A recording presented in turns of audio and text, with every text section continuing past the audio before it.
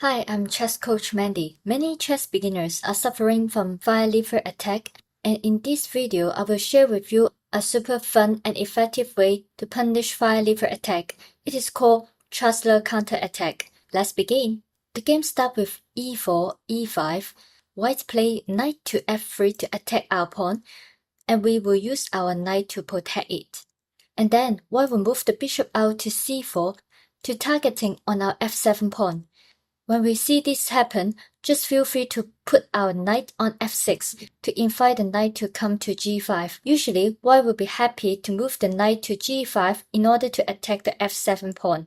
From here, we will avoid the main variation, that is move the pawn to d5. Instead, we will develop our bishop to c5 to surprise our opponent. Most of the beginners will continue their plan and move the knight to f7 to attack our rook and queen at the same time. Now is our show time. Bishop to f2, check.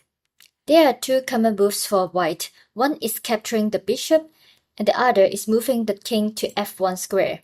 In this video, we will mainly learn how to deal with the situation if the king captures our bishop. If you are interested in learning how to deal with the king go to f1, please leave the comment and let me know. Now, after king capture our bishop, we will have a light check, knight to e4. Now white has two strong replies. In other situations, it is much easier for us to win.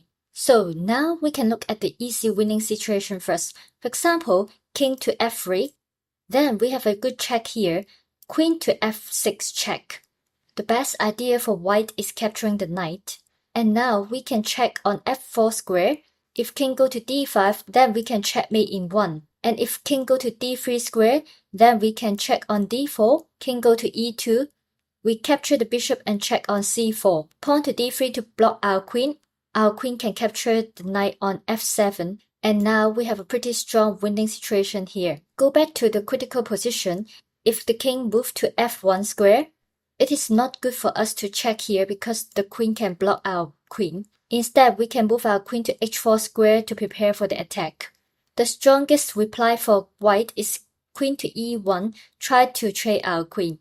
And we will never let this happen. We move the knight to g3 to give a check. If the white queen capture our knight, we can capture the bishop and give a check. Pawn block our queen. We can capture the knight and give the check on f7 square.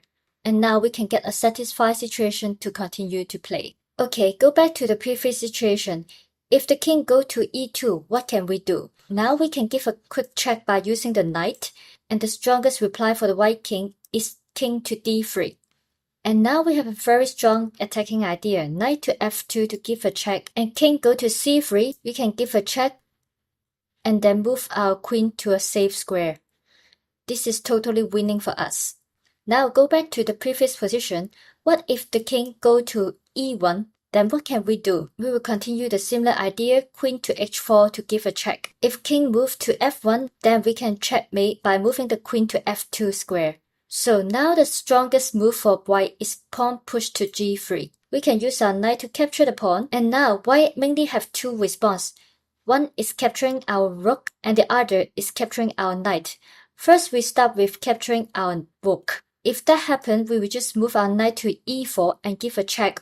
King move to e2, and we give a check on f2. King continue to run away, and now we will check with our knight by moving the knight to c5 square. King continued to run away. Now, queen to d4 to checkmate the king.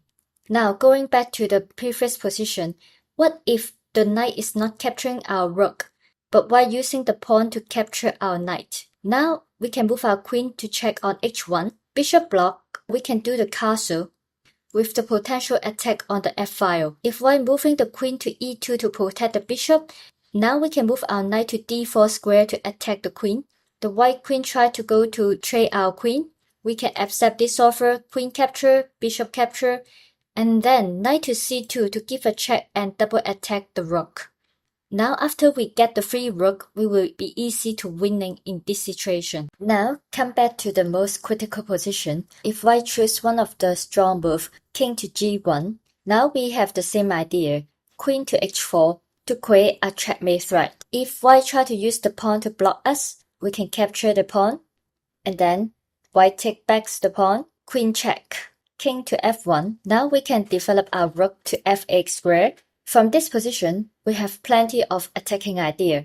For example, knight to d4, pushing the pawn to d5, etc. And you can play in a very comfortable position now. Now let's look at the most common move for white. After being checked, king to e3. And then we can continue to develop our queen to h4.